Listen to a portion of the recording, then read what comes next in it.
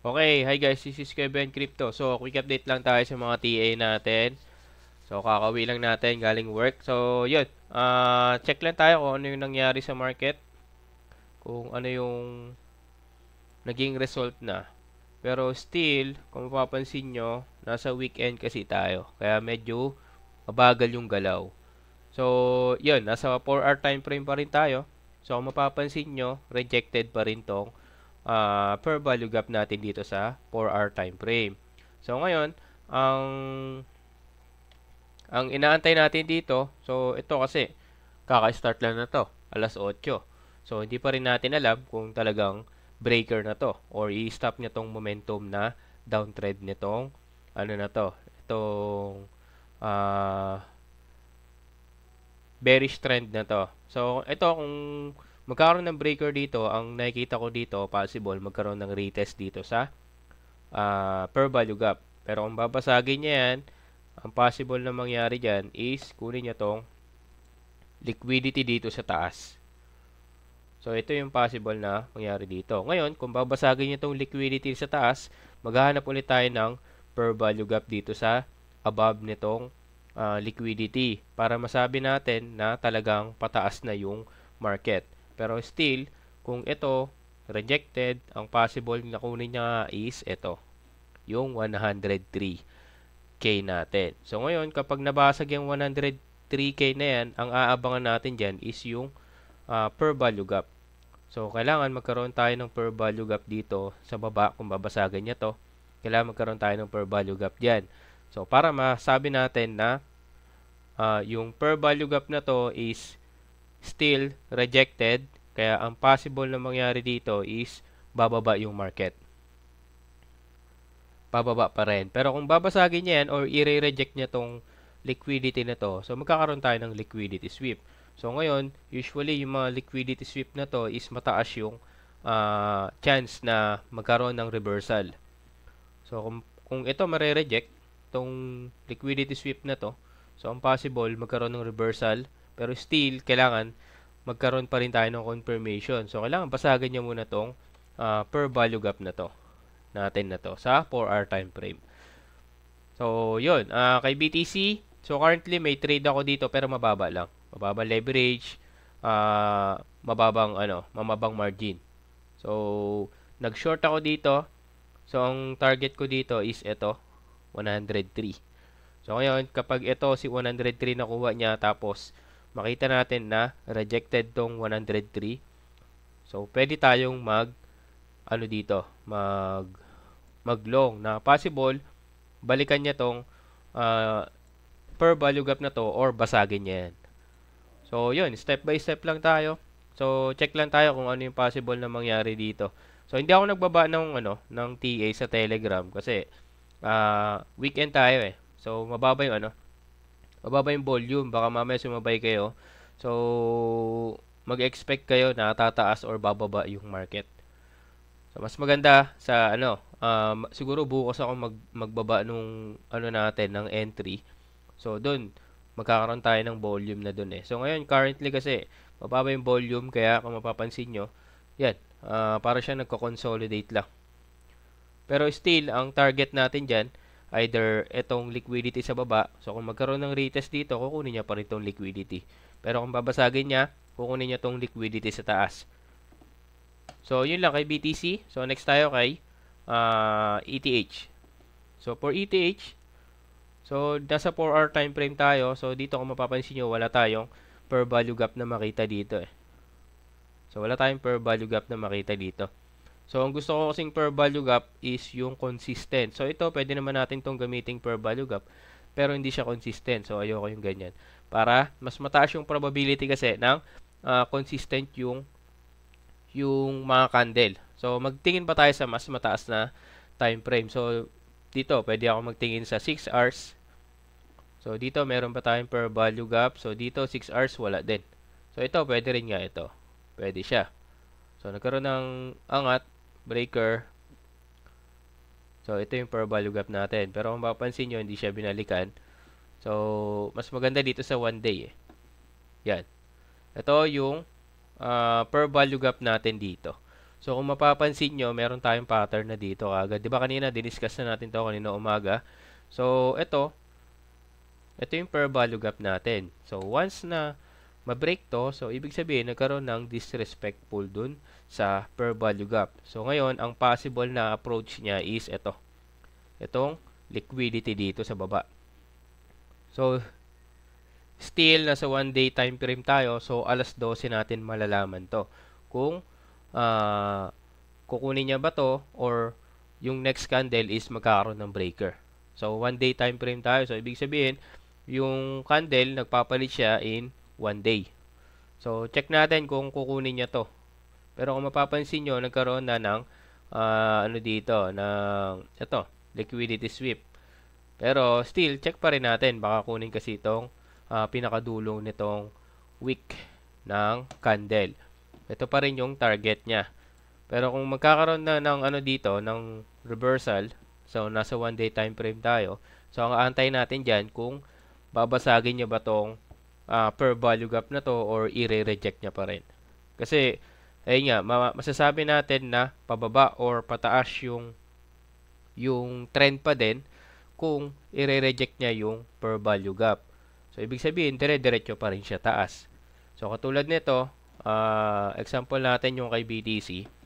So, para makita natin yung example, punta tayong 4-hour time frame. So, kung mapapansin nyo, nagkaroon tayo ng, saan ba natin pwedeng i-example?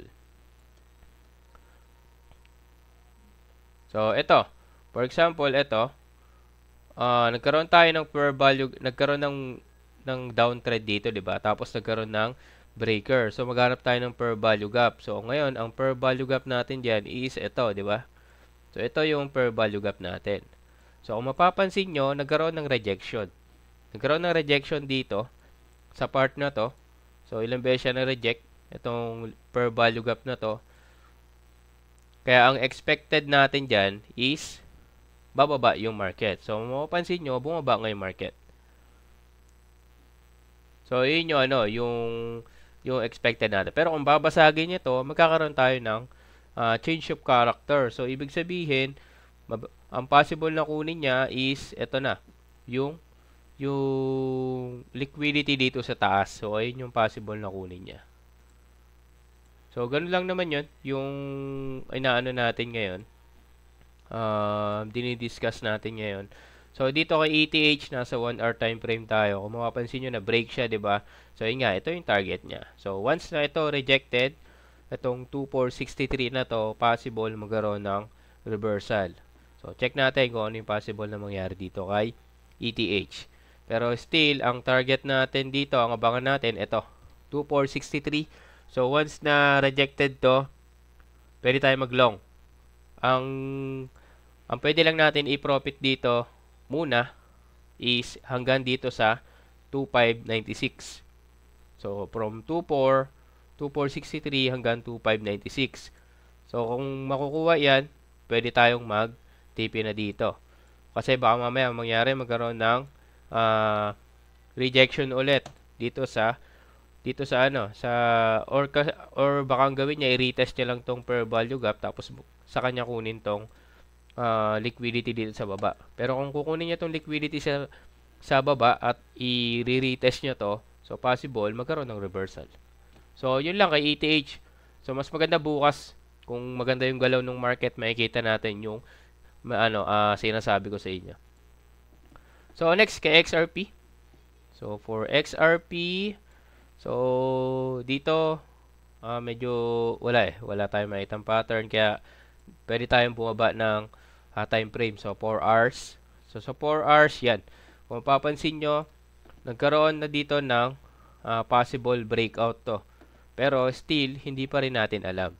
Kasi, kung mapapansin nyo, itong candle na to is inside the per value gap pa din siya. So, ibig sabihin, hindi pa rin siya confirm na breakout siya. Pero kung ito, mamayang 12, kung ito is outside the, outside the fair value gap, nagkaroon ng outside the per value gap, candle na outside per value gap, so ang possible, breakout na to. breakout na tong ano na to, itong fair value gap na to. So ngayon, ang possible na target niya is ito. So ang fair value gap natin is 2.1521 tsaka 2.1687. So ngayon, itong kung mababasag to, itong fair value gap natin, so ang target niya is 2.0780. So once na ma-break niya yan, maghahanap tayo ng confirmation or mag-aantay tayo ng confirmation na possible bumaba pa rin yung market. Or magkaroon ng change of character, magkaroon ng reversal or pataas ulit yung market. So yun, check natin kung ano yung possible na mangyari dito kay XRP. Pero ayun, bukas na ako magbababa nung entry natin sa Telegram para mas maganda yung galaw. So ngayon, last si Solana. Ito kay Solana, nasa 4-hour time frame tayo. Dito kasi wala akong nakikitang per value gap dito. So nagkaroon ng breaker dito, karoon ng downtrend, breaker, so dapat may makita tayong per value gap. So kapag wala tayong nakita diyan, punta tayo sa mas mataas na time frame. So ang kinasundan ko na dito is yung 1 day. So dito sa 1 day nakakita tayo ng eto. Makakita tayo ng ng downtrend na na trend. Ngayon, nagkaroon ng breaker. So ngayon ang aantayin natin kung dire-diretso siya bababa, ang possible na mangyari diyan is ito yung sinusundan niya. Itong na to, itong per value gap na to. Kasi kung mapapansin nyo, from dito, umangat siya, karoon ng breaker. So, ngayon, ang antay natin kung magkakaroon ng retest. So, nagkaroon ng retest dito. So, rejected, umangat ulit, nagkaroon ng, tawag nito? Nagkaroon ng dito, ng retest ulit. So, kung mapapansin nyo, inside the zone na siya. So, ang aantayin mo dyan, kung babasagin niya tong per value gap na to. Kasi dito, meron din tayong per value gap dito sa taas. So, pwede rin natin i-consider to. Ito yung una natin pwedeng i-consider na possible bumaba pa yung market. So, kung mapapansin nyo, from dito, rejected din siya. So, umangat ulit hanggang sa na-break na. So, na-break siya dito. So, ito, hindi pa rin siya breakout dito Hindi natin masasabi na breakout pa rin to. So, ngayon, antayin tayo ng candle. So, ito, nagkaroon ng candle dito. Kaya, nasabi natin na na-breakout tong per value gap na to. So, dinisrespect na siya nung candle. So, ngayon, ang antayin natin kung i-reject din to, kung babasagin din tong pangalawang per value gap natin. Pero kung still, kung magkakaroon ng dito, magkakaroon ng tawag nito, ng change of character o magkakaroon ng reversal. So, ang titignan natin dito is itong per value gap na to. Kasi kung makikita nyo, nagkaroon na ng breaker dito. So, ito, possible, umangat pa siya. So, kung magkakaroon ng angat dito, possible, kunin niya to. Para masabi natin kung dire-diretsong downtrend yung market. Kailangan i-reject niya to. Para masabi natin na talagang pababa yung market. Pero still, ayun nga, yung pwede nating i-consider tong pangalawang per value gap na to. So, ngayon, kung mare-reject niya to, possible ito yung target niya.